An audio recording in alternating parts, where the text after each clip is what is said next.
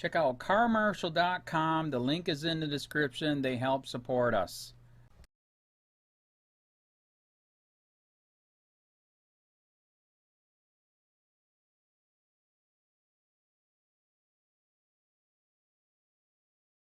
IA 17-19. Incident Summary. On November 21, 2017, the Charlotte County Sheriff's Office received a written complaint from Robert Close, hereinafter Close. Close advised his fiancée, Danielle Angelo, hereinafter Angelo, and DFC Robert Tuck, hereinafter DFC Tuck, met on several occasions for outside business activity while DFC Tuck was on duty. Close alleged the two met on the following dates in DFC Tuck's county. Issued vehicles. Close stated while on the clock on October 11, 2017, DFC Tuck and Angelo met at the Mall, 1441 Tamiami Trail. The two met outside the old police station where Angelo sat in DFC Tuck's gray undercover SUV with no cage or computer, just a radio. According to Close, DFC Tuck said he was supposed to meet with his team for lunch, but instead he met with Angelo. When contacted over the radio, DFC Tuck would elude his exact whereabouts and tell his unit members he was on his way. During this encounter, DFC Tuck and Angelo proceeded to make out and talk for about an hour while in the SUV. On the morning of October 12, 2017, Close said DFC Tuck met with Angelo again in his gray SUV at around the clock Fitness, 1000 Tamiami Trail, Port Charlotte. During the hour spent together in the SUV, Close advised DFC Tuck digitally penetrated Angelo's vagina. On October 17, 2017, Close alleged while DFC Tuck was patrolling Walmart on Kings Highway, he met Angelo at the racetrack across the street. This time DFC Tuck was in a white undercover Ford Taurus, which had a center console and computer. Unlike the SUV, Close stated DFC Tuck asked Angelo to follow him to a parking lot behind the hospital on Easy St. Once at the hospital, Angelo got into the front. Integrity, professionalism, trust. Page I1. Charlotte County Sheriff's Office. Seat of DFC Tuck's Ford Taurus for approximately 30 minutes. Close claimed they made out while Angelo was in DFC Tuck's car. Close stated while Angelo was in DFC Tuck's work vehicle, she overheard a call about information needing to be ran on an individual pulled over. DFC Tuck ran the information. During that time, another officer came over the radio asking Tuck where he was. He replied over by Olean. When the other officer said he was coming to meet DFC Tuck, Angelo was asked to depart the area. Close advised DFC Tuck communicated by both text message and verbal communication to Angelo that she could not tell anyone he did any of the above for fear of losing his job. Summary of Danielle Angelo's interview with IA. On November 27, 2017, at approximately 2:10 p.m., I met with Danielle Angelo at headquarters, District 4, in the IA office to obtain a sworn recorded statement detailing her involvement in this case. Prior to the interview, Angelo was placed under oath and the term perjury was discussed. Angelo advised she understood and did not have any questions prior to going on tape. Angelo advised she and DFC Tuck met on October 7, 2017, then started talking. About 3 days later, Angelo stated there were several times she met with DFC Tuck, but the first time was at Port Charlotte Mall on October 11, 2017. They met by the old sheriff's office/Sears area. Angelo relayed they met in DFC Tuck's undercover gray SUV between 12 p.m. and 2 p.m., they talked and kissed for About an hour and then she left. She stated DFC Tuck was supposed to be meeting his unit for lunch, but was with her instead. Angelo confirmed DFC Tuck was in his green uniform and had his sheriff vest with him as well. Integrity, professionalism, trust. Page I2. Charlotte County Sheriff's Office. On October 12, 2017, DFC Tuck and Angelo met again at Around the Clock Fitness. This meeting also took place in the gray SUV assigned to DFC Tuck. It has no cage or computer, just a radio. On this occasion, Angelo stated DFC Tuck was not in uniform. They spent about an hour together. During this time, they kissed and made out. Angelo stated DFC Tuck also fingered her while in the front seat of the SUV. Angelo relayed during their time together, someone came on the radio, alarming DFC Tuck. He mentioned he hoped he had not pushed something on the radio. Shortly after this, she left and DFC Tuck either proceeded into the gym or left the area. The next meeting took place at 6 a.m. at the Kings Highway Cracker Barrel. DFC Tuck was supposed to be meeting his unit at 7 a.m. to head to Gainesville.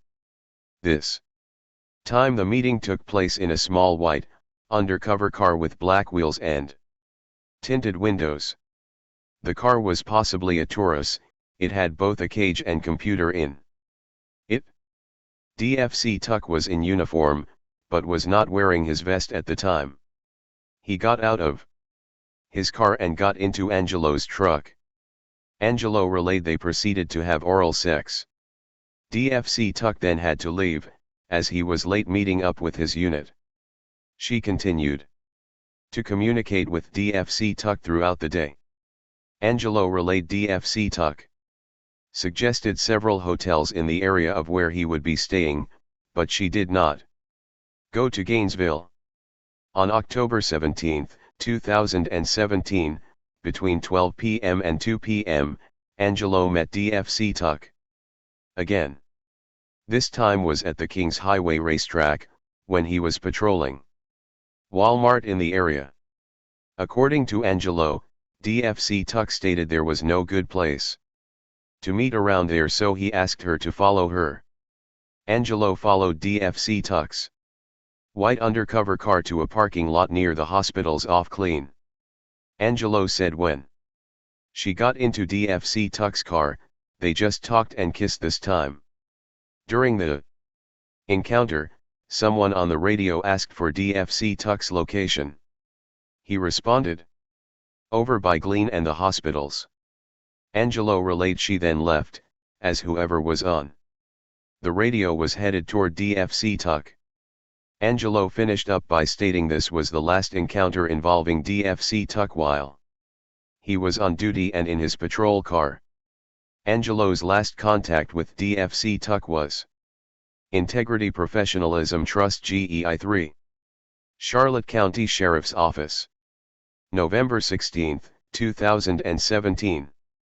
She stated her significant other found out they had been communicating and called DFC Tuck's wife. Angelo stated everything came out over the next few days. When asked if Angelo wanted to relay any other information regarding the situation, she stated DFC Tuck mentioned on several different occasions he knew he would get in trouble at work if she told anyone she was in his patrol car. He insisted she should not tell anyone, both in person and by phone. Angelo finished by saying both her and DFC Tuck should not have engaged in any of the above. It was wrong on both their parts. Notification of internal investigation and administrative duty. On November 28, 2017, DFC Robert Tuck was notified a complaint had been filed against him and he was being investigated by the Internal Affairs Unit. DFC Tuck was advised the investigation would pertain to policy violations of conduct unbecoming. DFC Tuck was also provided a confidentiality of internal investigations form, which he signed and understood. In addition, DFC Tuck was provided with a copy of his rights, law enforcement officers' rights, while under investigation. On November 29, 2017, DFC Tuck was placed on administrative duty, pending the outcome of the investigation regarding his actions. Per GO #3.50, DFC Tuck was ordered to take the following action: surrender his department equipment as requested, dress in business casual, and take no law enforcement action. In addition, DFC Tuck was advised access to agency databases, email, and buildings would be monitored by the bureau commander or designee. Integrity, professionalism, trust IBSB. Charlotte County Sheriff's Office. Charlotte County Sheriff's Office Operations Manual General Order GO 3.50. Correspondence 6.0.3.50 F.4D.LL. Conduct unbecoming. Members will conduct themselves at all times, both on and off duty, in such a manner as to reflect most favorably on the office. Conduct unbecoming a member will include that which tends to bring this office into disrepute or reflects discredit upon the member, or that which tends to impair the operation and efficiency of this office. Their actions or lack of action brought disfavor to the agency and discredit to the member. On November 29, 2017, at approximately 2:25 p.m., I met with Robert Close at headquarters, D$Trick-4, in the IA office to obtain a sworn recorded statement detailing his involvement in this case. Prior to the interview, Close was placed under oath and the term perjury was discussed. Close advised he understood and did not have any questions prior to going on tape. Close started out by saying he called Human Resources. They advised he needed to contact DFC Tuck's sergeant directly. Close then set up a meeting at the mall with Sergeant Gregory Colossus, hereinafter Sergeant Colossus, to discuss the situation. Angito, his fiancée, was sick, being treated for postpartum etc., and he started noticing changes in her habits. Close then realized texts coming to her phone from DFC Tuck. He noticed them around the 14 or 15 of November, although the situation started back on October 8, 2017. Close first suspected something around Halloween, but things seemed to quiet down. Shortly after, he again noticed more texts. On November 16, 2017, he confronted Angelo, and began screenshotting the integrity, professionalism, trust GEIS. Charlotte County Sheriff's Office texts between her and DFC Tuck on her phone. Close called DFC Tuck a couple of times, but got no answer. He then texted DFC Tuck. DFC Tuck immediately responded to Angelo's phone and sent WTF. Close then waited until the following day to see if DFC Tuck would get back in contact with him. He didn't get a response, so Close decided to contact DFC Tuck's wife himself and ask her to speak with her husband about what was going on. DFC Tuck's wife messaged Close through Instagram, telling him to talk to DFC Tuck directly. A few days later, Close received a text from DFC Tuck asking if he could call. Close messaged him back the following day, as he was tied up with work at the time he received the text. Close then spoke directly with DFC Tuck. Close stated DFC Tuck gave him many variations of what had happened, compared to the text messages he had read on Angelo's phone. According to Close, DFC Tuck relayed no one hurt more than he did, as Close was considered a good friend of his. DFC Tuck also stated he was seeing a counselor because of the situation. Close said they discussed the Fact that DFC Tuck had mentioned previously his wife quit taking her birth control and snuck in another baby on him. He also didn't know if he and his wife would make it through this, because it's the second time he's been caught. Could hear DFC Tuck's upset wife in the background, but could not make out what she was saying. Felt like DFC Tuck was trying to comfort him, and confirm he and Angelo could make it through this. Stated he told DFC Tuck he wasn't done with him yet, was upset, and hung up on DFC Tuck at this time. DFC Tuck called back and asked if the only reason he wanted him to call was to threaten him. Confirmed he didn't mean it as a threat. DFC Tuck mentioned should want to shoot him. Responded by saying, it wouldn't get him anywhere. Felt DFC Tuck was trying to sell him on his side of the story.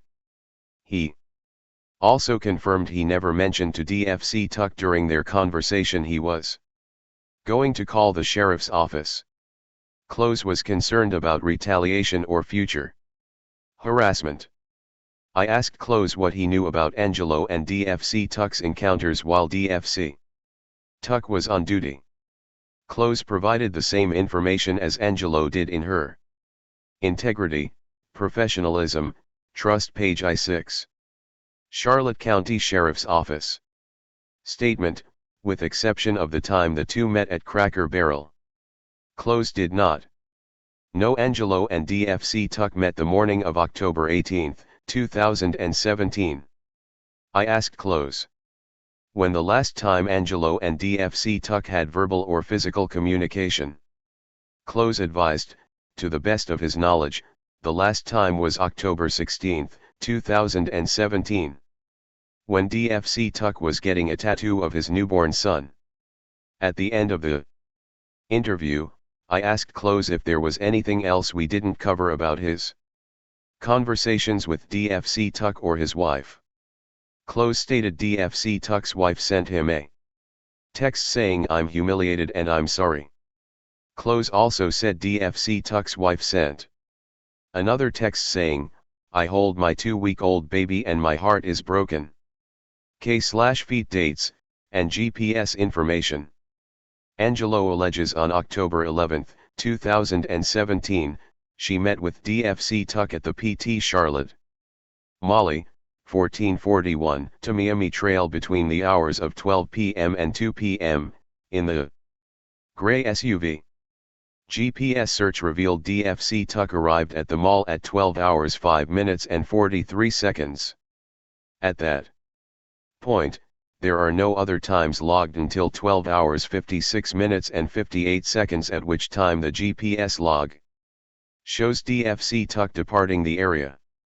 Angelo alleges on October 12, 2017, she met with DFC Tuck at around the clock. Fitness, 1000 Tamiami Trail between the hours of 6 a.m. and 7 a.m., in his gray SUV while he was off duty. GPS reveals DFC Tuck did not log in that day until 11:35 a.m. Angelo alleges on October 17, 2017, she met with DFC Tuck at the Kings Highway racetrack, where she ultimately followed him to the area of Easy St and the hospital. This occurred during the hours of 12 p.m. and 2 p.m., while DFC Tuck was in his white unmarked Ford Taurus. GPS revealed at 12 hours 59 minutes and 39 seconds DFC Tuck was traveling north toward Midway on Kings. At that point, there are no other times logged until 2 hours 2 minutes and 54 seconds, at which time the GPS log shows DFC Tuck again in the area of Midway on Kings. Angelo alleges on October 18, 2017, she met with DFC Tuck in the Cracker Barrel parking lot, 800 Kings Highway between the hours of 6 a.m. and 7 a.m., DFC Tuck was driving his white unmarked Ford Taurus at the time. GPS revealed DFC Integrity, Professionalism, Trust page I7. Charlotte County Sheriff's Office. Tuck did not log in or turn his laptop on until 7:45 and 53 seconds a.m., at which time he was already northbound on 75 at Sumter. In addition, video footage from Cracker Barrel places DFC Tuck in the parking lot at 6:21 and 22 seconds a.m., at that location. 0745:50. JGG surveillance at Cracker Barn. On November 29, 2017, 1 spoke with Adam Fulton, hereinafter Fulton, from Cracker Barrel Lost Prevention, in effort to see if there was any available video. From the morning of October 18, 2017. Fulton took the information regarding dates, times, and vehicle descriptions and advised me he would get back to me. Later the same day, Fulton contacted me and advised he did not have the cars parked, but he may have them passing by cameras. Fulton said he could see a large truck fitting the description of Angelo's enter the property, then a white car. Integrity, professionalism, trust, page I8. Charlotte County Sheriff's Office. Backed up and drove back toward it. The incident is recorded at 6:21 and 22 seconds a.m. Fulton sent me a copy of the video for review. The video shows a white unmarked Ford Taurus pull into a parking spot, where it sat with its brake lights on facing the hotel.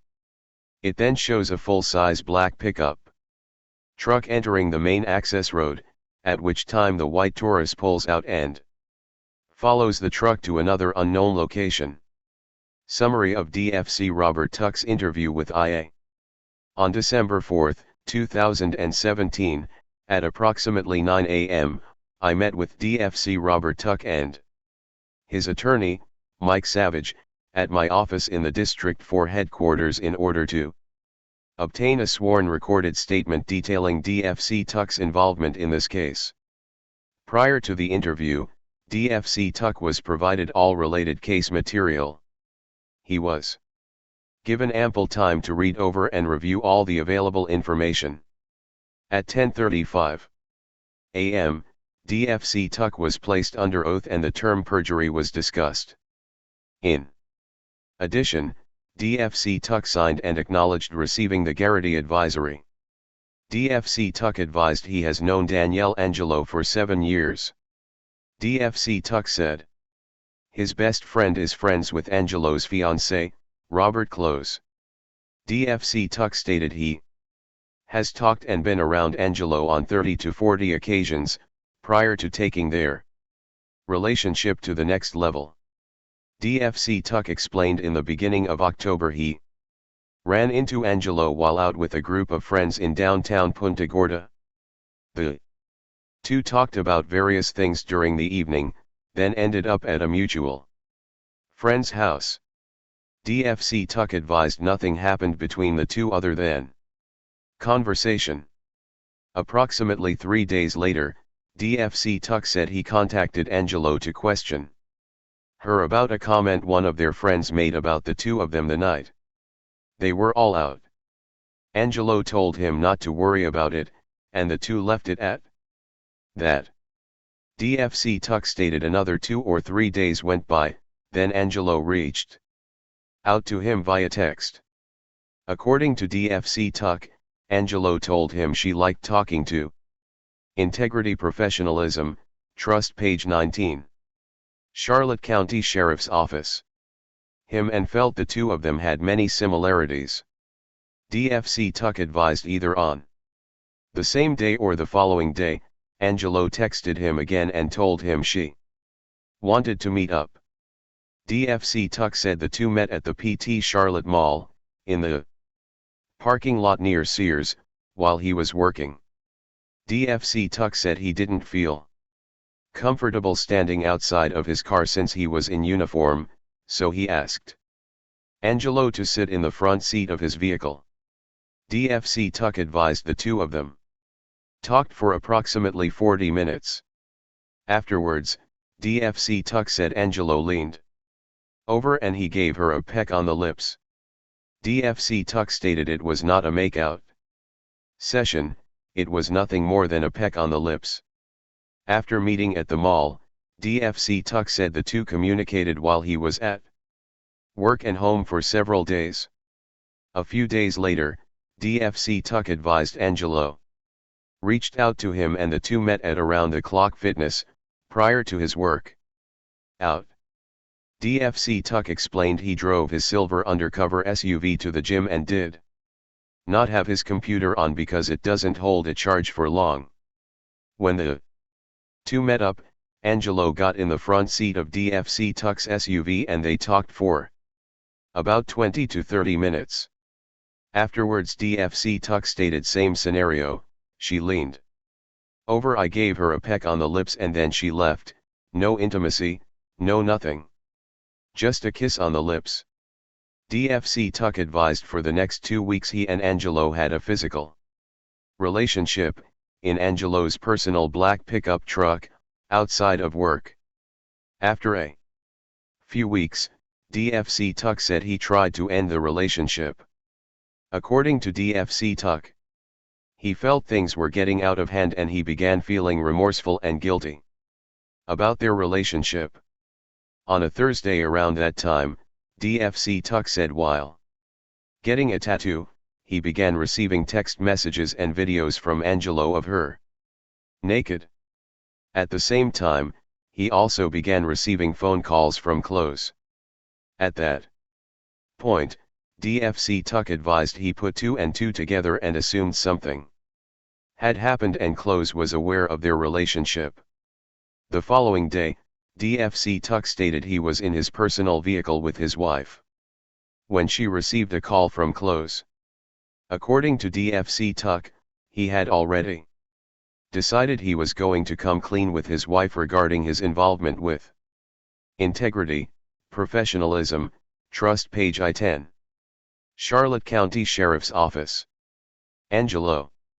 After his wife hung up with Close, she asked DFC Tuck some questions. He said it was then I came clean with her.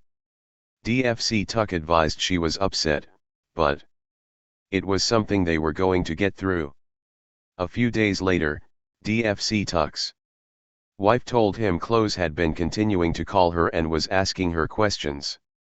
She couldn't answer. His wife told him he needed to call Close and tell him the truth. DFC Tuck stated he then contacted Close and told him everything. DFC Tuck said as he told Close detailed things, he learned Angelo had been denying everything and lying about the truth to Close. I asked DFC Tuck if there were any other times he met with Angelo on duty, other than the 2 times he mentioned. DFC Tuck admitted to meeting Angelo in an overflow parking lot of the hospital, near the bridge.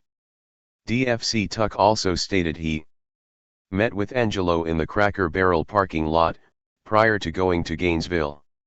I asked DFC Tuck about October 11, 2017, referencing his GPS. I explained his GPS showed him at the mall at 12:05 p.m., then there was nothing until 12:56 p.m., where he reappeared at the mall again. I asked DFC Tuck if he knew why it might have shown up like that. DFC Tuck advised he had no idea, and stated, I don't know how to do that, nor have I ever tried. I asked him if he ever turned his computer off during the time he was with Angelo. He said, no, I did not. I've never turned my computer off to evade anything. I asked DFC Tuck about Angelo claiming they made out during their meeting at the mall. He said it wasn't true. I asked DFC Tuck about October 12, 2017, when they met at Around the Clock Fitness.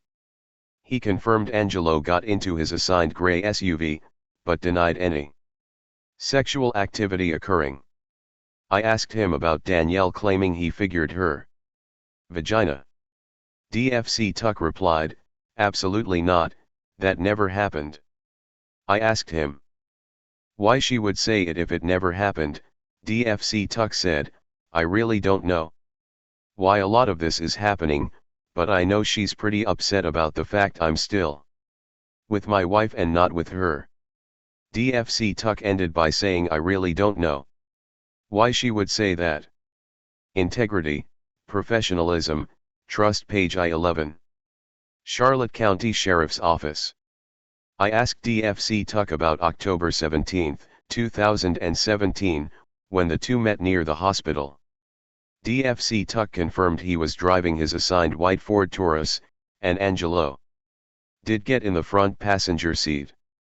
I asked him about Angelo's statement regarding the two of them kissing in his vehicle. DFC Tuck said, I gave her a peck on the lips when she left, that's it, LT wasn't a makeout session. I asked DFC Tuck about October 18, 2017, when the two met in the Cracker Barrel parking lot. DFC Tuck confirmed he got into Angelo's truck when she arrived. DFC Tuck denied having any type of sexual contact during their encounter, and denied receiving a blowjob from Angelo. DFC Tuck claimed all they did was talk for a bit. I asked DFC Tuck if he was late meeting the other members at the Kings Highway Walmart. DFC Tuck advised he was late because he stopped at the gas station after leaving Angelo. DFC Tuck said had he went straight there from Cracker Barrel, he would have been fine.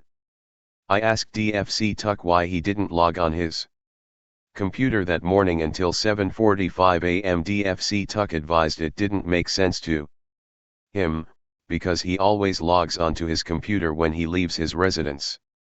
He stated, I can't say why that is, but I can remember being logged onto my computer from the minute I left my house. I asked DFC Tuck about a few of the text messages to Angelo from him. I referred to the fact he claimed Angelo was the one who pushed the relationship, yet from the text messages it appeared he was. DFC Tuck did not deny having strong feelings for Angelo. DFC Tuck said he sent her a particular message during the period of time their relationship became intimate outside of work. I asked DFC Tuck again about the times his GPS had appeared to be manipulated or turned off. DFC Tuck stated I never turned my computer off in attempt to hide myself from anybody. DFC Tuck went on to say I don't know why that happened, but it wasn't done intentionally. I asked DFC Tuck, looking back now, if he felt his behavior and actions with Angelo while on duty had brought disfavor to the agency or discredit to him. DFC Tuck. Integrity, professionalism, trust page I-12. Charlotte County Sheriff's Office. Stated, it was not, it was a very poor decision on my behalf. DFC Tuck went on to say at the time, it really never dawned on me I was doing something wrong.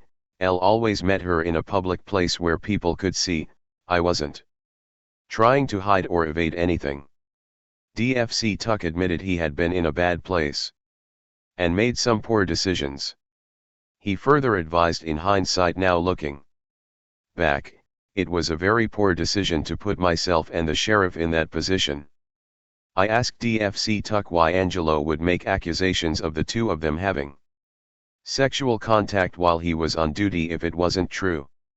DFC Tuck said he didn't know why and insisted it never happened. I asked DFC Tuck if he was familiar with the manual regarding logging in on his computer when mobile in his assigned vehicle. DFC Tuck advised he didn't know it verbatim, but said I know basically. Once your wheels are turning it needs to be turned on. I asked DFC Tuck why. Then did it occur he was not logged in on some of the mentioned days? DFC Tuck's response was I don't recall it not occurring so, no I don't. DFC Tuck again reiterated the fact none of it was ever done with any intention of deceiving anyone.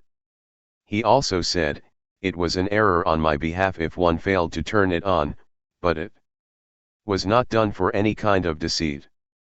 At the end of the interview, I asked DFC Tuck if there was anything else we didn't cover or anything he wanted to add. DFC Tuck stated, I would like command staff to know I'm sorry that any of this occurred. It was not the right thing to even have a relationship with her off duty. Nothing was ever done to cause any harm to the sheriff's office. Euro. Umar AR Injiv Enter VW. On December 6, 2017, at approximately 6:35 a.m., one met with Ryan Finnegan.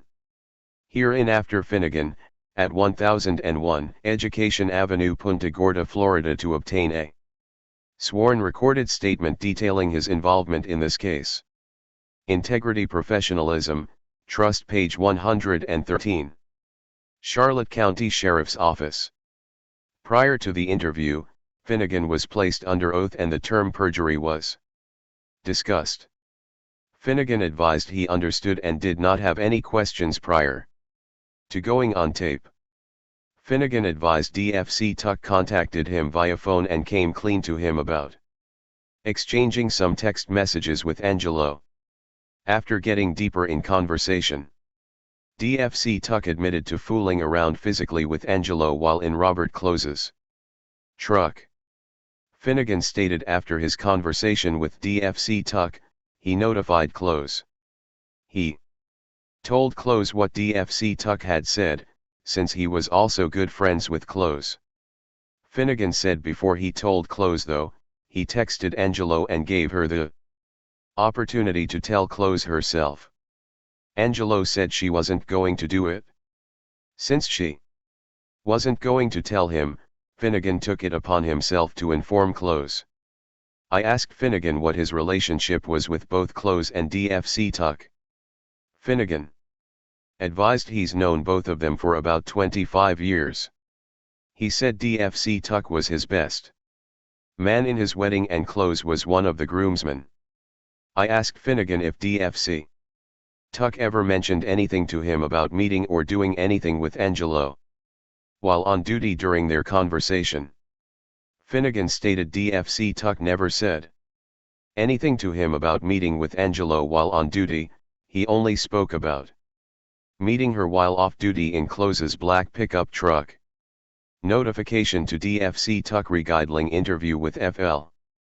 On December 6, 2017, at approximately 10 a.m., I made contact with DFC Tuck via phone and advised him of the additional interview conducted with Finnegan.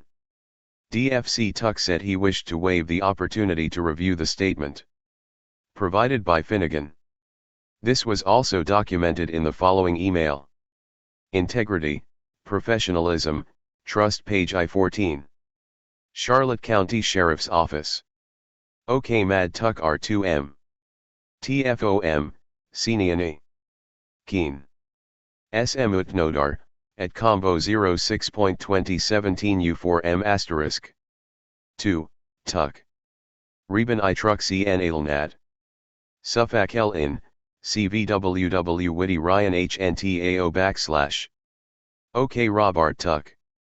THH8 Na H in Rafaringsa to our Comer Moon Radar Inf IHA Killar VI conductad with Ryan Finnegan on U.06-17. I, wanted to document that you aracho ilni not to coma in NR. Gordad intar VI conductad WKH Mr. Finnegan. Plaza raspond back and IWHI tunduda THH Amit and your redponta WMHTHA kata paperwork. Thank you in advat 4R. Conclusion. During the course of this investigation, I have obtained witness statements from Danielle Angelo, Robert Close, and Ryan Finnegan. In addition, I have reviewed other supporting information, along with Charlotte County Sheriff's Office General Order 3.50, the policy governing guidelines for appropriate conduct/disciplinary procedures. Based on the statements provided by the witnesses, as well as DFC Tuck's statement and own admittance, it is clear DFC Tuck violated policies and procedures regarding conduct unbecoming, neglect of duty and violation of Official procedures or directives not endangering persons or property in accordance with laptop operations/logging on. During my interview with DFC Tuck, he admitted to meeting with Angelo on the dates and times she mentioned in her statement. DFC Tuck's recollection of the chain of events during each encounter corroborate with Angio's statement. Except for the following. On October 11, 2017, DFC Tuck denied making out with Angio while the two sat in his vehicle. DFC Tuck said, "I gave her a peck on the lips when she left, that's it, it wasn't a makeout session." During their encounter on October 12, 2017, DFC Tuck did confirm Angio got into his assigned gray SUV, but denied any sexual activity occurring.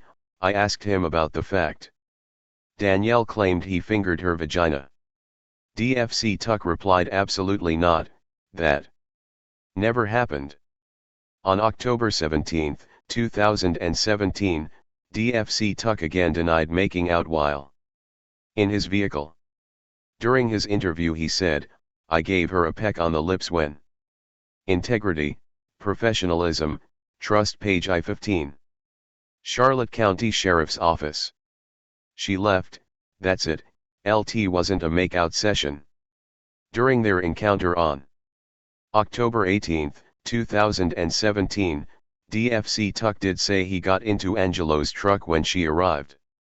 While in the truck though, DFC Tuck denied having any type of sexual contact with Angelo and denied receiving oral sex from her. DFC Tuck claimed all the two of them did was talk for a bit. Regarding DFC Tuck's GPS, it is clear there are voids regarding his AVL. There are times when there is no record of him showing up for extended periods. The voids clearly involve the periods of time DFC Tuck has admitted to being with Angelo.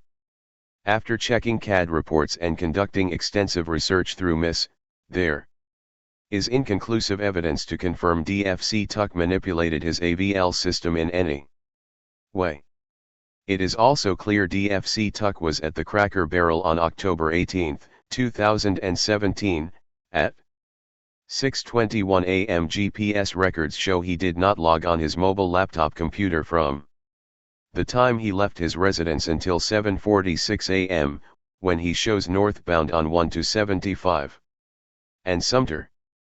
During my interview with DFC Tuck, I asked him if he was familiar with the manual regarding logging in on his computer when mobile in his assigned vehicle. DFC Tuck advised he didn't know it verbatim, but said, "I know basically. Once your wheels are turning it needs to be turned on." At the end of the interview, DFC Tuck did take accountability and admitted he neglected his duties as he spent extended periods of time with Angelo while on duty. I asked DFC Tuck, looking back now, if he felt his behavior/actions with Angelo while on duty has brought disfavor to the agency or discredit to him. DFC Tuck stated it was a very poor decision on my behalf. DFC Tuck concluded by saying, "I would like command staff to know I'm sorry that any of this occurred. LT was not the right thing to even have a relationship with her off duty. Nothing was ever done to cause any harm to the sheriff's office." See. This investigator finds there is a preponderance of evidence to indicate DFC Robert Tuck violated Charlotte County Sheriff's Office Manual GO #3.50F.4.D.L2. Conduct unbecoming and the charge is sustained. DFC Tuck violated the above-mentioned policy by allowing Angelo in his assigned work vehicle for his own personal interest on numerous occasions, both on and off duty. By doing so, his integrity, professionalism, trust, page I-16. Charlotte County Sheriff's Office. Intentions and actions were not in accord with policy and the core values of the agency or that of an officer. This investigator finds there is a preponderance of evidence to indicate DFC Robert Tuck violated Charlotte County Sheriff's Office Manual GO 3.50 F.4.B.L5. Neglect of duty, loafing, inattention to duties or procedures, and the charge is sustained. DFC Tuck violated the above-mentioned policy by spending extended periods of time with Angelo while on duty. By doing so, DFC Tuck was negligent in performing his duties and failed to meet the expectations of his job. This investigator finds there is a preponderance of evidence to indicate DFC Robert Tuck violated Charlotte County Sheriff's Office Manual GO 3.50 F.4.B.3.